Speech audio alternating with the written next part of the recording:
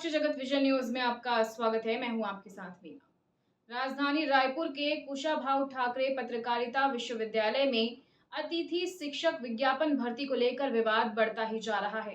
इस पर उच्च शिक्षा विभाग के सचिव ने कहा है कि नियम के अनुसार ही भर्ती होगी। रायपुर के कुशाभाऊ ठाकरे पत्रकारिता विश्वविद्यालय में अतिथि शिक्षक विज्ञापन भर्ती विवाद के मामले में उच्च शिक्षा सचिव ने नियमानुसार भर्ती करने की बात दोहराई है।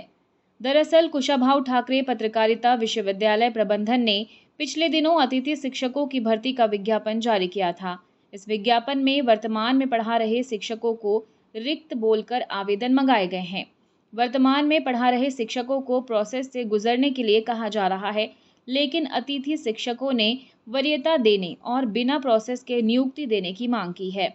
इसे लेकर अतिथि शिक्षकों ने सोमवार को विश्वविद्यालय के कुलपति IAS महादेव कावरे से मुलाकात की थी।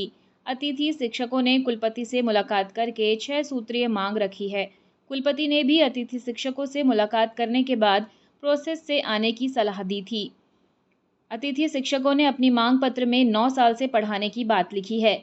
अतिथि शिक्षकों के अनुसार उच्च शिक्षा विभाग की अतिथि शिक्षक पॉलिसी प्रदेश के सभी शासकीय विश्वविद्यालय में एक साथ लागू हुई है। प्रदेश के सबसे बड़े विश्वविद्यालय पंडित रविशंकर शुक्ल विश्वविद्यालय ने अतिथि शिक्षक भर्ती में उच्च शिक्षा विभाग के निर्देश का पालन करते हुए पॉलिसी लागू होने से पहले पूर्व में पढ़ा रहे अतिथि शिक्षकों को प्राथमिकता दी। इन शिक्षकों को भर्ती प्रक्रिया से गुजारे बिना ही विश्वविद्यालय में नियुक्त किया गया, लेकिन कुशाभाऊ ठाकरे विश्वविद्यालय प्रबंधन इसे फॉलो नहीं कर रहा है। और फिलहाल खबरों में इतना ही। अपडेटेड रहने के लिए हमारे चैनल को सब्सक्राइब कर लीजिए।